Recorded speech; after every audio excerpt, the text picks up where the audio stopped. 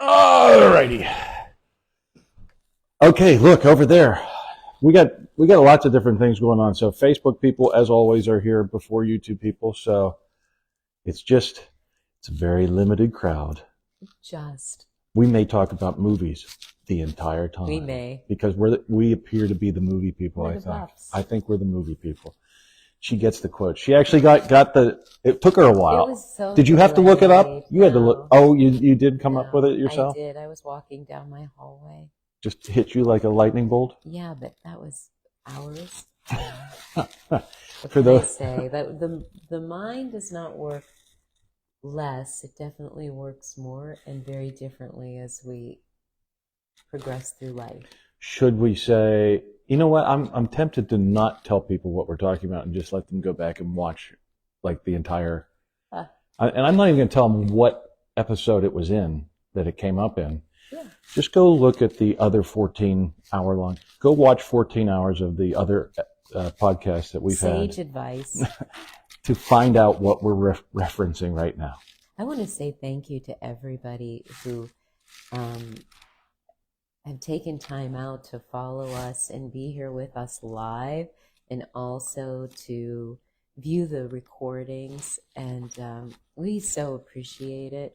We're delighted. Mm-hmm. And also to thank anybody who is new with us today. We really appreciate you, never take you for granted. And we also encourage people to leave in the comments any recommendations, any topics of interest for you. We really don't limit ourselves. Anything you'd like.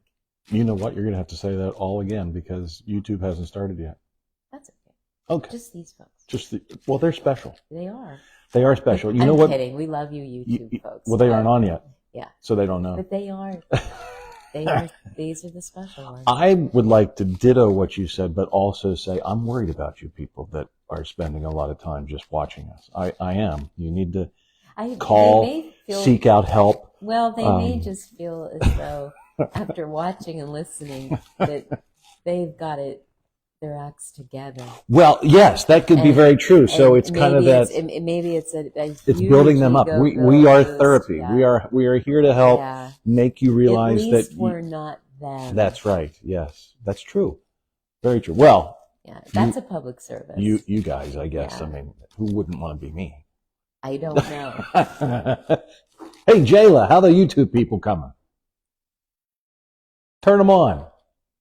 Bring them into the fold. Let them join the conversation. They're missing out on so much important stuff. I'm not sure if she heard me or if she's just confused and staring aimlessly into the wall. You know, when you have producers and stuff in the back, sometimes they're staring at the equipment and you don't know if they're paying attention. But someday, the YouTube people will join us. So, just to let you Facebook people know what we were referencing, I made a reference. What was it? Edible tuna? Eat the mayonnaise? Mayonnaise. And then made a... Here you go. Here's something that's going to, it's going to elicit some response. And then it was, hey, Chuck, you bought a graveyard. This is great. We just sit back. People always die. We sit back and rake in the money. And then it's like, hey, this one's full. You sure bought an empty one? Now, it's Michael Keaton. And I had zero context beyond the quote, just want to say. Yes, and I had to actually create from my image bank. But the joy of movie quotes, of really good movie quotes, is they live on their own. They do. They stand alone and they take on a life of their own. Yes. And we don't know what just to... They need no context. Yeah, they can just be thrown into anything. Funerals, weddings, swim meets, whatever. Just throw them out there and see what happens. I love that. I love words, and I love how they show up. I was at CMU for an incredible documentary and last evening, and I had the good fortune to be seated near somebody whose life study and her department specializes in sociolinguistics, and we were talking about that same thing. Oh, That's just little really what show you how much we care about you, because we do not try to polish this or edit it or, this is, and I guess it's unusual. I watch, apparently this is not how these things are done. They're usually done and then edited and polished up, and yeah. all the little flubs and things are taken out. And what fun is that? I prefer it this way. This is life. You don't get, you're not editing yourself when you're walking down the street, right? Not everyone does, Scott. Say the large majority of people don't. But you're just going through, and you have to adjust and I think adapt. And I think that's the beauty of a podcast.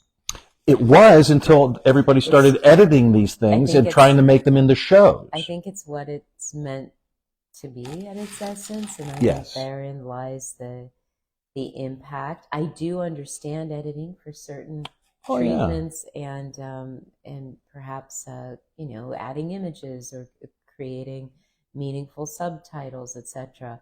But at the end of the day, it is really great to be spontaneous. And you want the reality. feel as though you're part of a human conversation interaction. That's right. It's real. It's an unstructured.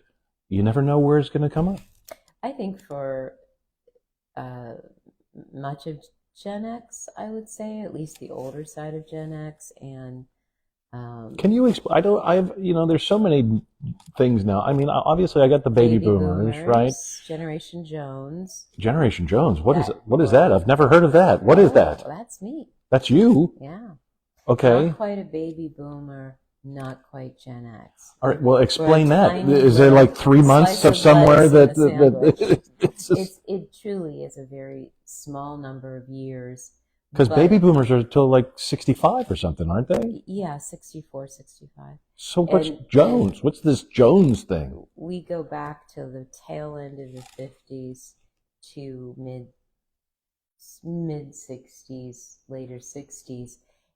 I think because there were shifts in television programming. Okay. And again, you and I, we didn't understand how impactful that is. And just media in general and access. And truly, the boomers had already come through. And we were, speaking as somebody from that era, we were definitely in the wake of the boomers. All right. Yeah. We walked into, I think, truly brand new structures and possibilities. So, say somebody who is a quintessential boomer, maybe a female who became an attorney or a medical doctor in that era would have been an exception. Okay. By the time... So they would typically be like a mom, a housewife, a secretary, something like that. But some sort But Rosie the Riveter, they're making planes and boats and stuff like that. But only temporarily. They were forced out of the jobs once the GIs returned. Damn. Yeah, and they went back into the home. But again, all of that was precedent setting, showed what was possible, and eventually filtered into our reality. Trickle down to the Joneses. Yeah, so to the Joneses and those who are the early, at least the early Gen Xers, like yourself. So when's Gen X take place? I would say in the very late or mid or late 60s. I think it depends on your source, but certainly if you're born in the 70s, you're an X. Okay, all right. So we're exposed to things that culturally there's some relevance, and we understand. And how long does Gen X go up to? So it's from like late 60s to millennials. Isn't there a Gen Z, or there's a Gen Z? Oh yeah, there's a Gen Z, but it comes after the millennials. Why does the Gen Z come after the millennials? I don't make these rules and titles. So Gen X is including like people in the 90s? Your son is a Gen Z. So when are millennials? I'm so confused about Before this. that, These titles. the millennials now are mature adults. So millennials are Many, before many Gen of Zs. whom may have families and children of their own. Okay. They are the relatively young family stronghold All right. of the American experience. So Right now. Christian is a Gen Z, Christian Brandon. And what's And then after Gen comes Zs? Alpha. Alpha. And even the Gen Zs, I know, because Christian's like, these kids these days, Yeah. which is hilarious It is, isn't it? to hear Mhm. these young kids that are Gen Zs that, in our head, I still think he's 8. And he's still running around with his curly hair and always will be. But now they're like, oh, these kids. Uh-huh. My daughter, one of my favorite things she's ever said was, there's nothing scarier than a group of young teen girls traveling together. Is she a young teen girl? My daughter, Yeah. no, she's she's in her late 20s. Oh, okay, all right. So, but she's not is she a Gen Z? She is. She is. She's the tip of that iceberg. She's The right at first- the first trailblazer. out of the gate. All right. The reason that kind of we're all talking about this is we're talking about family and the importance of family and friends and close bonds and stuff like that. Obviously, with the whole idea of different generations intermingling, trying to deal with each other and also try to get along with each other without killing each other, kind of popped into the forefront of my head. I've always been a big fan of and just beat the drum for how important good friends are, how important close family ties are.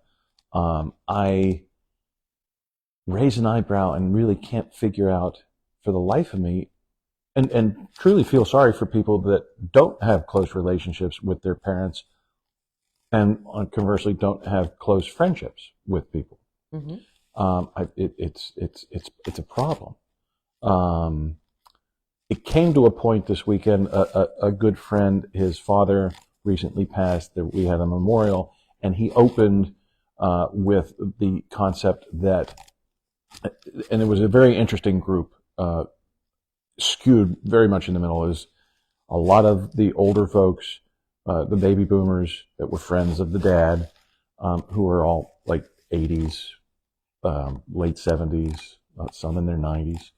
And then all of us who were friends with the son were all in our 50s. And that's the group, which is interesting. And he started off by saying how important we were, our age, his son's friends, to the dad and to his family as a whole, and vice versa. And we were all sharing stories about how close we were, and not just his dad, but all of our dads, and all of our moms. There was still that separation of, yes, I'm a parent, I'm a kid, but it was, you read stories about things and we laugh about it now. It's like when before phones, you just go out and play and you're out all day and you don't know where you are because there's no location tracker in your head. So you're just running around and a lot of freedom. Yeah, I mean, I literally came home one day with a stick sticking out of my cheek because I had a stick, impaled my cheek. Gosh. Yeah. So, hi, Mom. And then I came home one time just bleeding profusely out of my forehead because I had driven my go-kart into the neighbor's garage. Hi, Linda and Chase and everybody. The dent is still in the garage door, by the way. Oh yeah. Oh yes. You should initial it. I should actually. Yeah, in blood, just a little right there. Still got to the swim meet after that lovely gash, but Of course. Yeah, that's very much Gen X and older. Yeah, the show must go on. Gotta get. Yeah. Don't wake up. Come on. Don't be a whiner. Yep. I was at a swim meet once. I was at a championship meet, waiting to get some potato chips or something, and passed out from heat exhaustion, and I still swam. Yeah. After that, they're like, get some smelling salts. You got an event to go. You got to perform. You made a commitment. Do they even would that even be considered today? They'd have to put you in some concussion protocol tent or something. And that would not be considered today. And that is not advisable, and we do not seek to give any medical advice. Please see your healthcare professional. But get up and continue. Anyone traveling in this journey with Scott is a walking asterisk. We just show up to say, just claim. Yeah. So, I mean, but that's. I wanted to just go jump. No, that's on. Yes, jump into original, my original. Yeah. Rats. Ha. Shayla!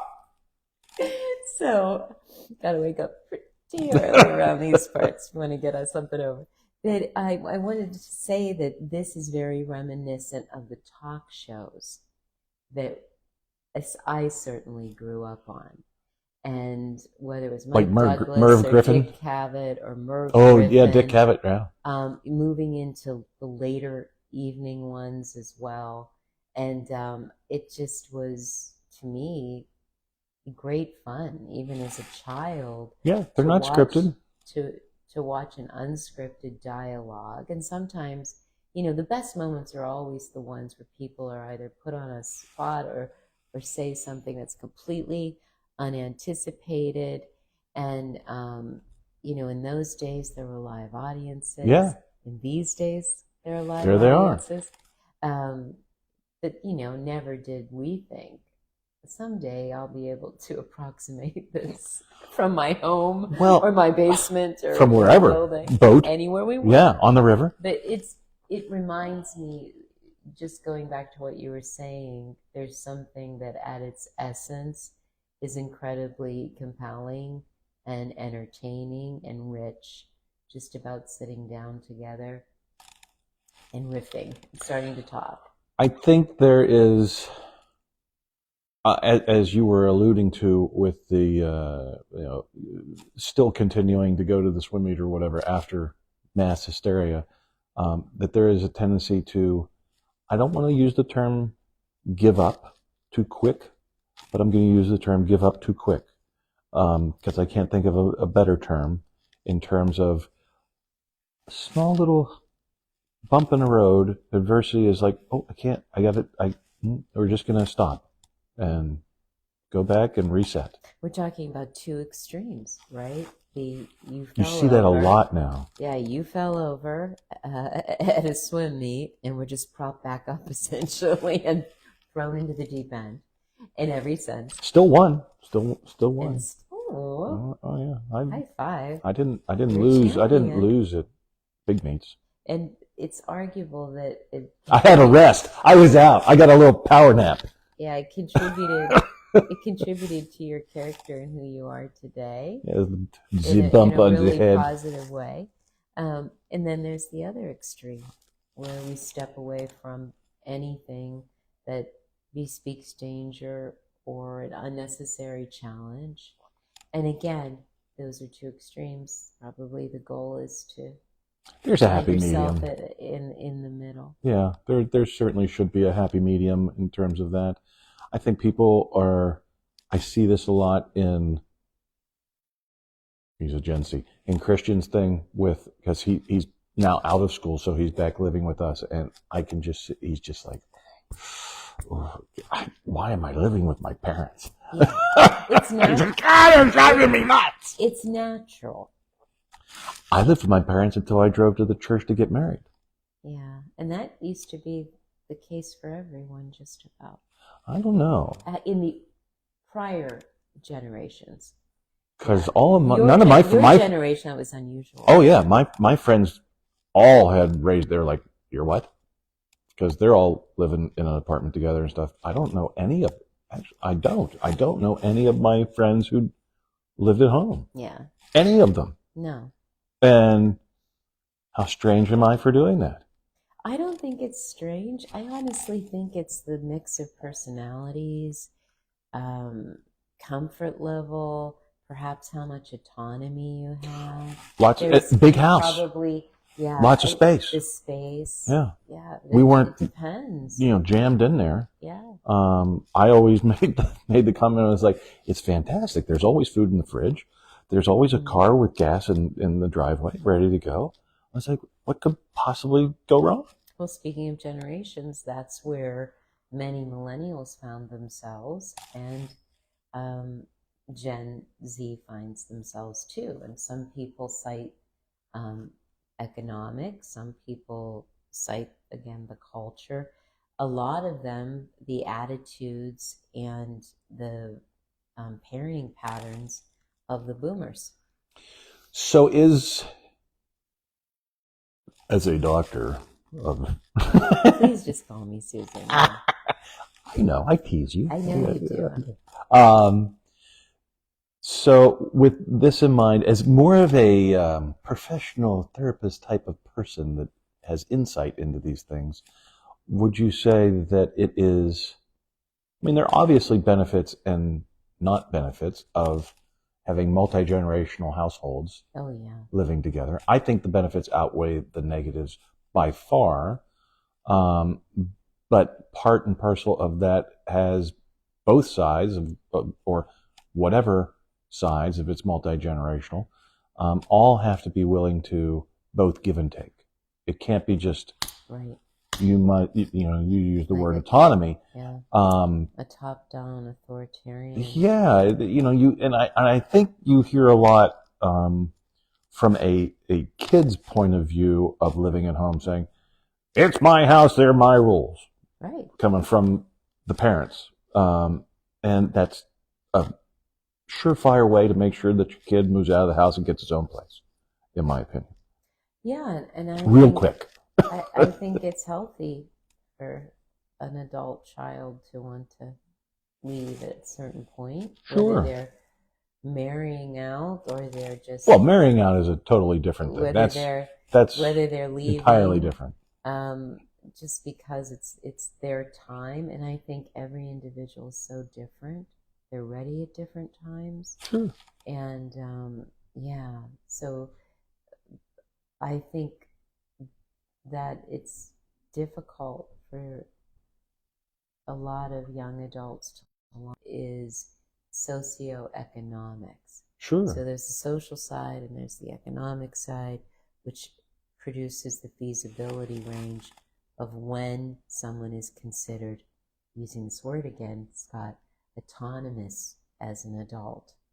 And I think our world is increasingly sophisticated, which is probably a kind word for complex, and it takes longer to acquire all that is needed, both economically and in other ways, evolution to occur where someone could truly be independent. Oh, yeah. And then with the idea of independence, if your parents are still around and then you're never really independent. I mean, you can be, but, not in some and again, ways. I feel sorry for those that are, because you're missing out. Like mom and dad both came back and lived with us. Thankfully we were in a position that we were able to do that. So it did come full circle, and we ended up, as you know, the saying goes, we ended up becoming the parents of our parents. Right. It's natural, I think. I think it should be. But there are, again, and even with my friends, they're like, I would never be able to do that with my parents. Mm-hmm. Which I'm like, part of me feels sorry for them that they would be in the position to even say that. Mm-hmm. Because what are you missing out on? What happened in your life that you wouldn't be comfortable welcoming your parent who took care of you and be able to take care of them and share whatever is left on the back end of it? There's a lot of factors to consider and a lot of dynamics. But none of them, maybe one. Wow. Out of all, and these are the friends that we were just talking about how good of friends we all are and how important it all is, but not any of them, except maybe one, would ever even consider, like would scoff and laugh at me at the idea of bringing it up, that they would ever think of doing that. Yeah. It's, as I call it, the Longwood scenario. Well, I worked in a multicultural sector for many years. And in the Far East, there's no question. Yeah, and Latin America. And so Similarly. you show up particularly for your parents and grandparents, and you wouldn't think otherwise. It's just, and many are Well, that's from that there that's that are quite Asian vocal, wisdom thing. The quite older you vocal get, about the fact that Americans they perceive as being, I you would need a say, place to store to them. put words in their mouths, relatively cold and heartless. But it's not just that, because thinking about it, I'm not sure any of the parents would ever, they would think they're imposing on their kids. They would never even, they wouldn't consider living. And on a nice day, a lot of them would be like, I can't live with my kids. Mm-hmm. That's why everybody's in Longwood. Well, I think They moved from their house and they moved to Longwood or wherever the place may be. And they're all at Longwood. yeah, So it's like a little overnight country club camp. Yeah, I'd say Love you over there at Longwood, by the way, if anybody's watching. That's true. Yeah. The greater the likelihood that, and again, we're speaking generationally, where the nuclear family really comprises the majority of the families in the United States. And so we have a culture where the families start to compartmentalize and segment. Mm-hmm. And as we were saying earlier, many people start their lives single, but outside their family home. It's just very natural. Sure. We travel for jobs, we travel for adventure or just desire. And we've been lucky, at least to this date, to have the capacity to do that for many decades in the U.S. And that really informs how it is that we live and venture into the world. And that autonomy, that freedom to just go out, explore, do, and experiment is a big part of the American experience. But everything comes with a price. And so you do leave. And a lot of folks boomerang back. Pittsburgh is a key city for that. It's honestly a phenomenon in Pittsburgh. How many adults, especially once they get to a certain age in life and settle down, often return. Because Pittsburgh's a better, cheaper place to live than anywhere else. It truly is. Economically, I think economically that has a huge thing to do with it. Yeah. Huge. It's huge. Huge. It certainly does. And so, again, when we look at it, that two-parent home structure, which is now often one parent, and 2.5 children, I mean, that really... Is it even 2.5 children anymore? I would almost say it's like 1.5 children now. It starts to roll the ball in a different direction. Mm-hmm. It does. Oh, sure. I look at the benefits and he was a teenager, with his great grandmother. So with a great grandparent, to have a conversation about somebody who was an adult basically during World War II and during the Depression, to be able to talk to somebody instead of just reading it in a book. Oh, my daughter's life is completely informed by that same experience. Right? I mean, it's so unique. Completely informed. One of the reasons raising her here in Pittsburgh was a good choice, because she had consistent exposure to grandparents, and she was blessed to know 2 great-grandparents. Yeah. And a beautiful tapestry of extended family and friends who knew that family for generations, like we were. Well, and that extended village, idea. It informs her identity and where she comes from and who she is.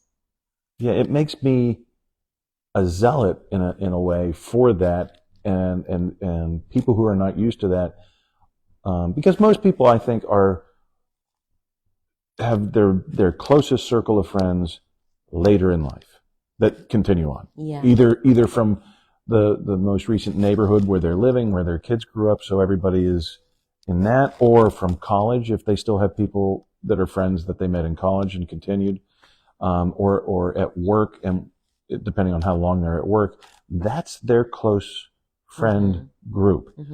And we talked about this before. My close friend group are literally people that I've known since nursery school. Yeah. Which is weird. I don't think it's weird. The world thinks it's weird. Well, you have to understand that you grew up in a pretty close-knit community, and I don't know if you were always here. My impression is you weren't. You left and came back, or you had enterprises Well, yeah, out of state. I went to school in Texas, so I was out for 8 years. So my time being single alone was college far away, and then doing stuff while I wasn't in class. So for that period of time. Yeah, and then you came back. And then I came back. So, and for those years that you were gone, you were coming back and forth. And not as often though, because it was a plane. It wasn't like being at Penn State where you could just drive. Even though the time of a plane flight from Texas to here and driving from Penn State to here is somewhat similar. The concept of having to go to the airport, get on a flight, it's different than just getting in a car and driving. Yeah. Goes to that experience that Americans, particularly in the world, are blessed in terms of the interstate highway system, that we can get in a car and go wherever. Oh, for sure. At any time. Access to cars. That traveling Wildeberry car suburban thing is a uniquely American thing. It is uniquely American. It's very much a part of. It's so built in. Yeah, and the more west you get, the more that is expanded, because us Easterners in Eastern America have no comprehension of how big the states are out west. Yeah. To wit, it is just as far from Pittsburgh to Dallas as it is from one end of Texas to the other end of Texas. That's in mind. To even consider that idea is nuts. And same way, it's as far from Pittsburgh to Florida as it is from the top of California to the bottom of California. These states, there is just the amount of land, and Alaska's bigger than all of them combined. Yeah. So when you get out, it's a big country. It's a big country. So yeah, it is, and that's wonderful. But it comes with its own basket of issues as well. So you could end up anywhere. You can't. And a lot of people they travel abroad. There's such a thing as a digital nomad, so you can. Estonia is, from what I understand, place. Estonia is the place. If you're a digital nomad, look into Estonia, because apparently they are the best. And they have those golden visa programs in different places and stuff where you can go pick and choose. And it's just, again, the world is big, and this part of the podcast brought to you by the government of Estonia. So much of it is accessible to the average person. I mean, it is mind-blowing, but again, with access comes complications, a degree of sophistication to be applied to how you make choices and navigate the world and your relationships. Do you obviously people can be overwhelmed with it, so it freezes them. I do think that the majority of people are wired to the extent where if they're presented with all of these options, they just freeze up and choose nothing. I think that is what the power of the phone has done to a lot of people, because they can just fold in on themselves and stay in their own little phone and have the perception that they're going out and about doing all this at the bereft of being able to go do that, and it's to their detriment that they then don't have those experiences in person with other people, we were just going through stuff with literally boxes and boxes of old pictures and I'm like, we need to get all these transferred and do legacy box and stuff. And Ava she's like, why? No, we don't. I'm like, yeah, we do. Well, why would you do that? They're right there. I said, well, they fade. If we put them all on some digital device, we can all have them. We're still going to have these pictures. I love going through, and Ava did too when she first met myself and my parents and moved into our basement and was a basement dweller in our basement for years. But we had all the old, photo albums that you would go through and you're like, oh, and stuff like that. So similarly, I think saving those in a digital format, because you never know what's going to come next. Yeah. So you preserve them for yes. posterity. Yeah. So I think that is of value. Our friend at the memorial, he was putting pictures up of his dad when his dad was a kid, like in before grade school and stuff, of things we never even knew, and he didn't know. Nobody knew who some of these people were in the picture. So I think it's neat. I think it's cool. It's wonderful. History it informs all of us, like you said. Mm-hmm.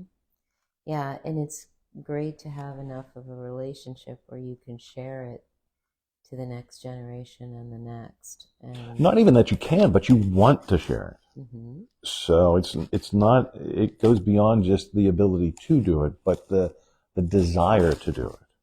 So and explain it. What do you think motivates people not to?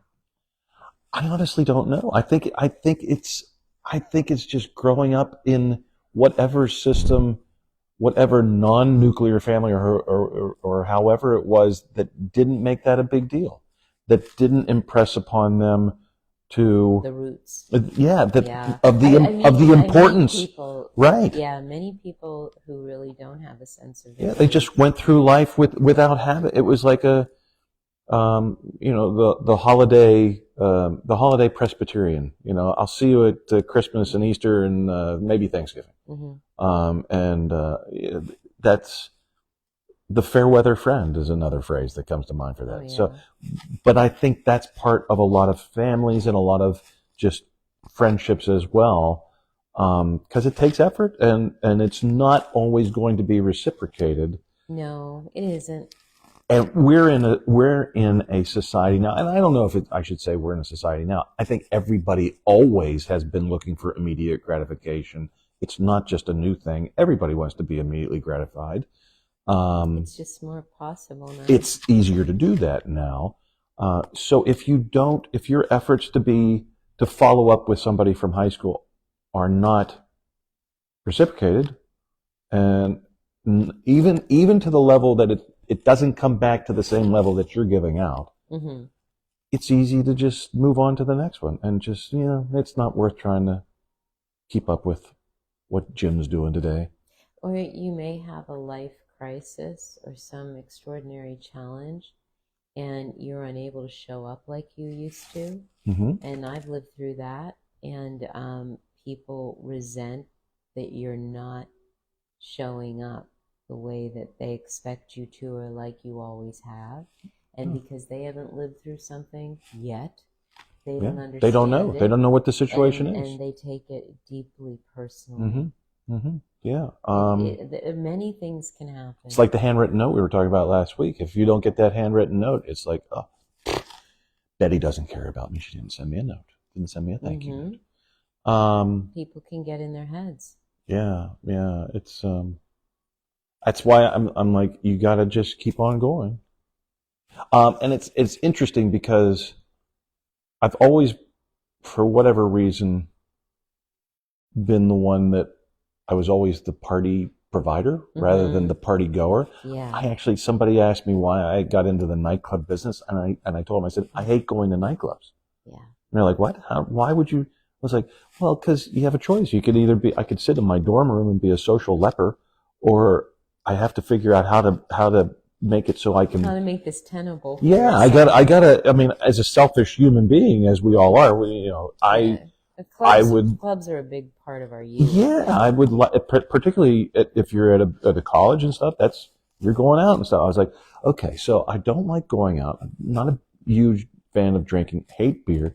I'm like, so how do I go about still staying in the mix, and not just staying in the mix, but being an integral part of the mix? And it started by, I was like, well, I made a deal with the little corner bar where everybody went. I said, and I went to the guy who owned it. I said, you should have a DJ instead of just piping this music in. He was like, and I had all my stuff that I took to school with me because I DJ'd here. Entrepreneur. I was like, I'll bring my stuff in. I'll DJ. That's a great story. And it went great. And he paid me to do that. And it was win-win. It was a win-win. And then this is actually, it builds.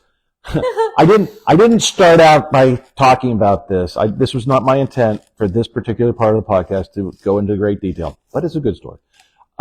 So I'm DJing, and then after a couple weeks of that, and he's paying me not a lot, like $150, $100 a night or something like that.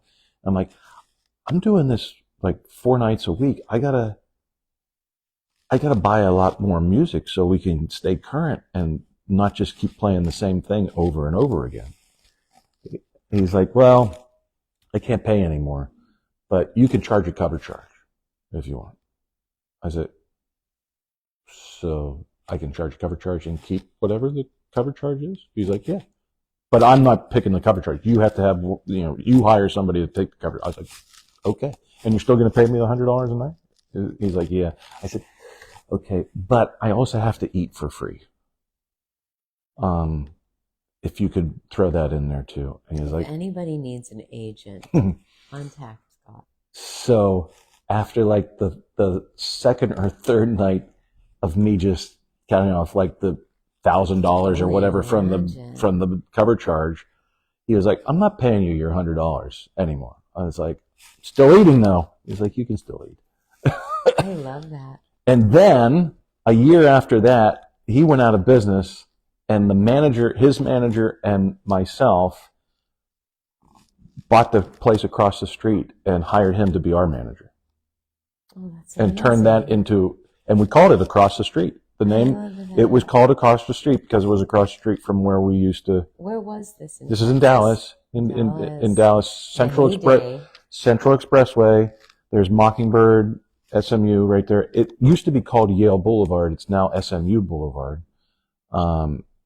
And he just, my partner just ended up selling it maybe not too long ago, maybe 4 or 5 years ago. It was the only building. It was an old warehouse. It was the only building on that street that hadn't been torn down and redone because SMU just grew so big. Everything else on that street had been torn down and rebuilt and redeveloped except for Across the Street bar, which was just like an ugly thorn in the middle of all this redevelopment. It was like that movie Up or an old Bugs Bunny cartoon where the city grows up around this ugly building that was our bar. I love it. Yeah, it was hilarious. Took Ava to see it. Literally, I hadn't been there for 15 years when I took Ava down, and I don't think they changed a nail. Wow. And even my old partner was sitting at the same picnic table in the same clothes as like when I left 15 years ago. So it's still going. Not anymore. It was. It was up until 2018. That's incredible. From 1989 until. Look what you started. Yeah, so it was wild. And you have this wonderful enterprise here with Ava's ESSpa. Absolutely. And you're a fine employee of Ava's. I am numero uno employee. Actually, she would probably say I'm way down on the list of employees. But so as I say, I'm the husband of the owner. But the concept being, there was a point to me bringing this up, of always being the host and the provider and everything. Even before going to school, I always had the big parties in high school at our house. So I have tried to continue that now. You informed the culture of your day spa in that way too. Both you and Ava. Well, I think it's more Ava. I'm just playing pulling from what she is reinforce providing. You So very much feel hosted. we try. It is a curated experience from the even before you walk in. Well, I mean, and that's... I want to make that point because it's a differentiator, and not everyone or every enterprise does that, and it is a feature which allows you to stand out and offer a high quality experience. You're not paying me to say this, but I am saying it. A little bit. He's threatening me. But honestly, it's I'm here against my will. But no, it makes a difference, and maybe that's another topic, and we've touched upon it before too, is the capacity to open your home. Well, and it's tough to do that. And truly host, like the Southern etiquette. Yes. Truly host, what does that mean? And to invite company. I grew up in a place and at a time when I was a child and a teen where it wasn't unusual for someone to just show up. Yeah, right. Knock on the door, ring the doorbell, company. Yeah. And your entire day shifted to accommodate Sure. these people, and they weren't vagabonds. No, and mom and dad, mom's making grilled cheese, and it's just, let's make some cookies, let's do whatever. Typically, there was a parent at home and could accommodate that, and we never thought twice about it. Now, just bands of roaming children wandering the neighborhood, going into other houses. Yeah, always drinking from the garden hose. Yeah, I remember. Yeah, absolutely. Sure. But the idea is that you remain so open and flexible and adaptable to human connection, and this kind of brings it full circle. So what changed? Why don't people do that anymore? Well, I think that there is like you always say, these play a big role, and the idea of personal space and the idea of boundaries, it's all good, and it's all very important. Boundaries. But I laugh in the face of boundaries. What good are boundaries and rules? Well, yeah, there you go. Spoken like a good anarchist. No, I'm not a fan of anarchy. I am, but boundaries. But somebody wrote these rules, and it wasn't me. Yeah, but boundaries, I think people don't necessarily approach them in as holistic a way as what a really functional, optimized facet of life a boundary can be. You just need to know your thresholds. You need to know your limits. You need to know what your expectations are. You need to own them and be able to share them transparently in a way that doesn't offend, but that allows others a comfort level. It ultimately is there to produce a comfort level for both parties. And that, I think, and it should be, where possible, negotiable. I think people do get closed down because we live in a perpetuating state of overwhelm. We've become accustomed to overwhelm. Overwhelm's the new normal. And a lot of people are very macho about it. Like they have to be. They got the martyr syndrome. Exactly. That's a good word for it as any. They love having a bullet list of so many Look how things, much I did today. And therefore, look how much I have to do tomorrow. Look how valuable I am. Look how I earned my place in the world. Earned my place in this family. I'm in pain. It's obviously because I sacrifice or do too much. But if I didn't, then what? And we do. So many people are fearful of that, and it's difficult. Not having that, or fearful of falling short, fearful of not having the list. I mean, a list is one thing. I like a list. I was just talking to Shayla about that. We love a good list, but if the list isn't accomplished, it's all right. Yeah, but the other thing with the list is if you have a really long list or you're overwhelmed with work and you are making that, um, like the only person making you do that list is you, That's right. The internal right? taskmaster. And I'm fine with that until you start complaining about Yes, the list and exactly. how long it and that you have no time for anything else and everything And then you've become toxic. and then I'm like, You're dysfunctioning, and you're impacting others. That's where, Scott, if this is helpful or anyway, or just something to maybe connect on, you're not giving yourself a boundary. What you're doing is crowding out everything and everyone. yeah. So how do people change that? I mean, because And I know people like that. You're weaponizing your daily right to an agenda. Well, you're making yourself miserable. Mm-hmm. And if then everyone else has to put up with it. Well, and if if you're making yourself miserable, and you can sit there and justify it by saying, well, if I don't do this, it's not going to get done, or whatever. Misery begets misery. There's a reason the word Schadenfreude exists. Yeah. And it's just how does somebody get out of that little maze, that little rat race? I work with that all the time, and it's difficult. And I was a firstborn type A personality a lot of my life. I think firstborns often are, and I was very goal oriented. And it was what happened to me? It was hard. I know. It was hard for me to achieve a more balanced life, but I did understand that it was important, and where you can, you need to take that opportunity. But at the end of the day, burnout it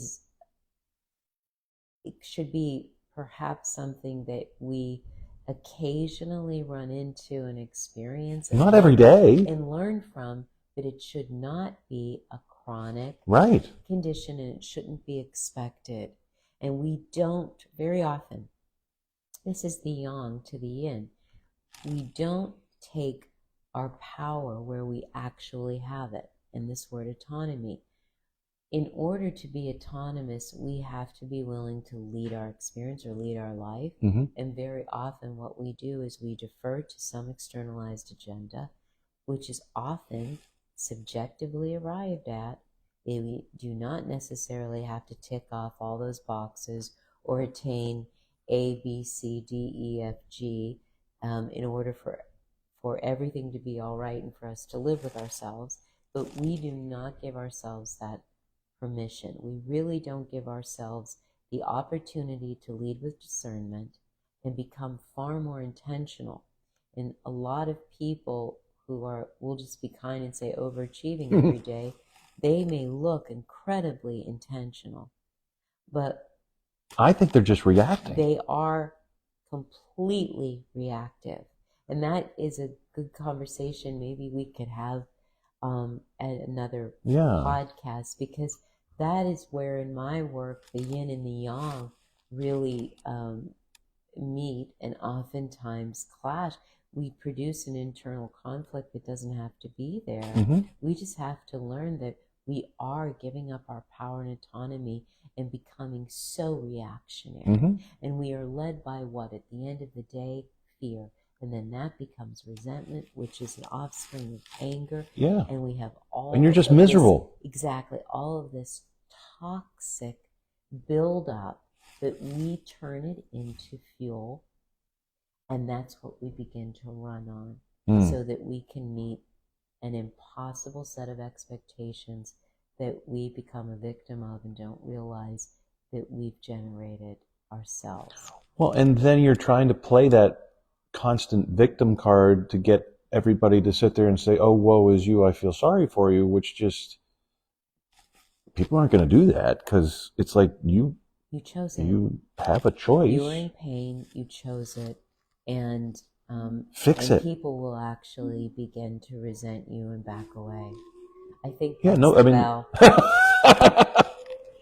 what time are we? Where are we?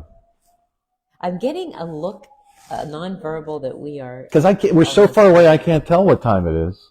But this is a good It's conversation. a good topic We'll get because into this I more. think we all find ourselves in this, whether or not we are the person who's overbooked, or we're a martyr, or we're the victim of someone who's overbooked and a martyr. Whatever it is, we know what this is. Yeah, it is a familiar common in the modern thing. world. Yeah, and we have set up. I know you are. This place is Green Eris is the kind of place to go and escape that, to try to rebalance it, reset it, find answers to why and how to get around it. It is about taking back your native right to lead your own experience, because that is truly what I think is foundational and necessary to any form of healing. Yeah, and I'm a big fan. Look, we're all reactionary, but react to things that you have no control over that happen to you. Right? I mean, you just have to. The road is under construction. You got to react. Whatever, it's going to throw your timeline off for wherever you're going. The whole idea of reacting to things you have control over is just, I find it fascinating and sad that some people are stuck in that realm. You always hear me say we're designed to adapt, and we're designed to adapt through our creative intelligence.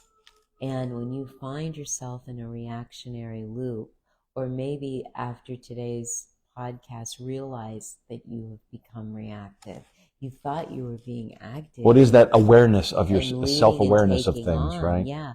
When you find that, oh wow, I'm culpable here to a degree in my suffering, although I started out with the best of intentions, as most people do.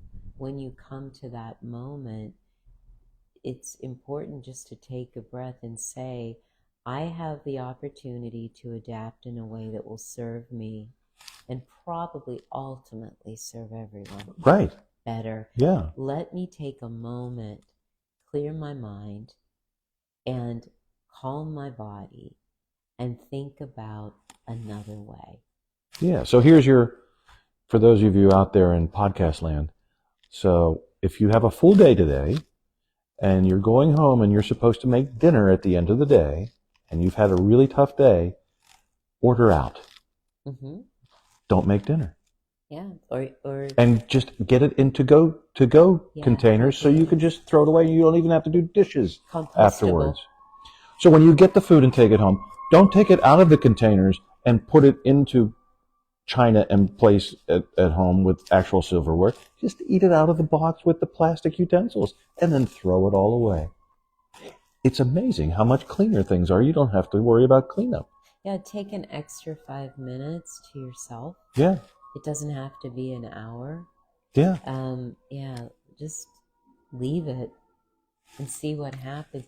Because you do have to, if you're, as I say, in recovery from being busy, an overachiever. From being busy. Yeah. You do it by degrees and build a muscle for it like you would anything else. But that is your yin nature. That actually hones the capacity to receive. And that's very difficult for all of us in a Western culture to understand, that action doesn't lead to progress and more and safety. But oftentimes we have to pause. Sometimes we have to retreat. And that's the way by which we can receive more. That's the whole key to manifesting. I am always fascinated at how much time there is in the day if you wake up before noon. Just saying. And on that note... Spoken like an overachiever. I'm an overachiever who likes to sleep in. Come slack with us next week. Join us next week. Always an interesting conversation. Thank you, Scott. Thank you, Susan. And as always, if you have any ideas, please DM us or include them in the chat. Send an email, carrier pigeon, knock on our door. We're around. And Erica will not be back next week, but I think Ava might be, or if not, you get what you get. So it's like, And so feel free to help us out with topics. yeah, it's Not like, that we don't have a lot to talk about. we'll but just keep going. God knows where we could take It's like it. Forrest Gump. Mama always said life would be like a box of chocolates. You never know what you're going to get. And on that note, thank you. Thanks, everybody. Bye.